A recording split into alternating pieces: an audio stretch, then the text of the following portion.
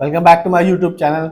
इस चैनल पे नए हैं तो चैनल को सब्सक्राइब कर लीजिए और बेल आइकन दबाना गलती से मत भूलना। आज 21 अगस्त 2025 है और दिन है थर्सडे का और अभी शाम के बजे हैं 5:30 बजे।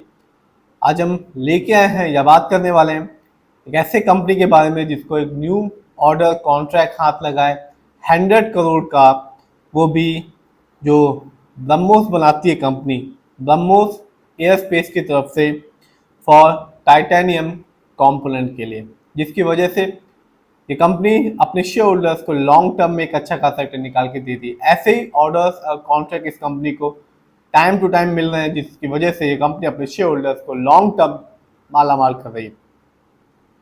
बात की जाए इस कंपनी के बारे में तो ये कंपनी का नाम है पीटीसी इंडस्ट्रीज। सबसे पहले जानते हैं इस कंपनी के बारे में। तो कंपनी बिजनेस में है, बनाती और बेचती है हाई प्रिसाइज मेटल कास्टिंग को। और आज के दिन पीटीसी इंडस्ट्री का शेयर प्राइस है थोड़ा महंगा है 13,367 रुपीज़ का। और आज इस कंपनी के शेयर में गिरावट देखने को मिली जो कि रही 2.15% की। बात की जाए और देखा जाए एक साल के रिटर्न को तो यहाँ भी इस कंपनी ने अपने शेयर होल्डर्स को वैसा रिटर्न निकाल के नहीं दिया। कंपनी के शेयर में गिरावट रही 1.85% की। बात की जाए और देखा जाए लॉन्ग टर्म को तो यहाँ पीटीसी इंडस्ट्री ने अपने शेयर होल्डर्स को बिल्कुल निराश नहीं किया, एक शानदार रिटर्न निकाल के दिया 5 साल में 331% का। यानी कि 5 साल पहले इस कंपनी का शेयर प्राइस था सिर्फ और सिर्फ 3,737 रुपीज। तो 3,737 रुपये वाला शेयर प्राइस आज के दिन यदि आप खरीदने जाते हैं तो आपको मिलेगा 13,367 रुपीज का।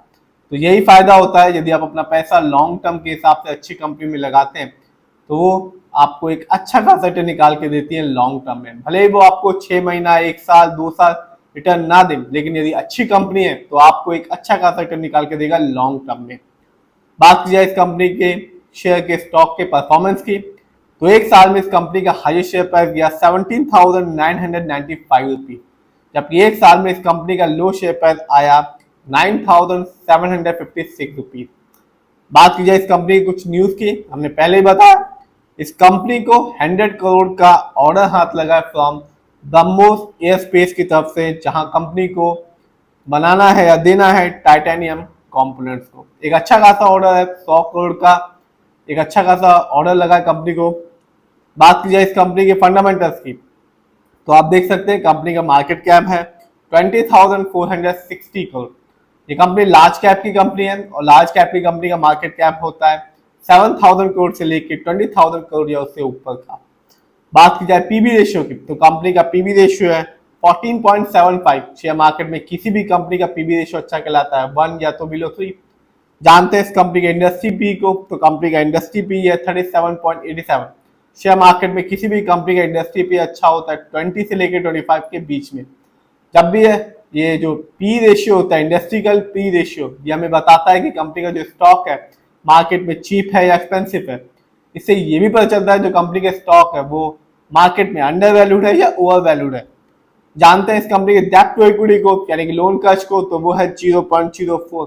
कह सकते हैं ना के बराबर लोन कर्ज है इस कंपनी पे। किसी भी कंपनी का जो स्टॉक मार्केट में डेब्ट टू इक्विटी अच्छा कहलाता है 1 से लेकर 1.5 के बीच में। जानते हैं इस कंपनी के आरओई को यानी कि रिटर्न ऑन इक्विटी तो कंपनी का आरओई कम है 4.40% है। आरओई का मतलब होता है जो पैसा आपके शेयर होल्डर्स ने कंपनी को दिया है, कंपनी ने उसका कैसे इस्तेमाल किया है, सही जगह सही प्रोजेक्ट्स में लगाया भी है या नहीं। जब भी आप किसी कंपनी का आरओई हाई देखेंगे या पॉजिटिव देखेंगे तो साफ बताएगा कि कंपनी ने हमारे पैसे को सही जगह सही प्रोजेक्ट में सही टाइम पे लगाया है, जिसे लॉन्ग टर्म में एक अच्छा खासा बेनिफिट देखने को बनता है।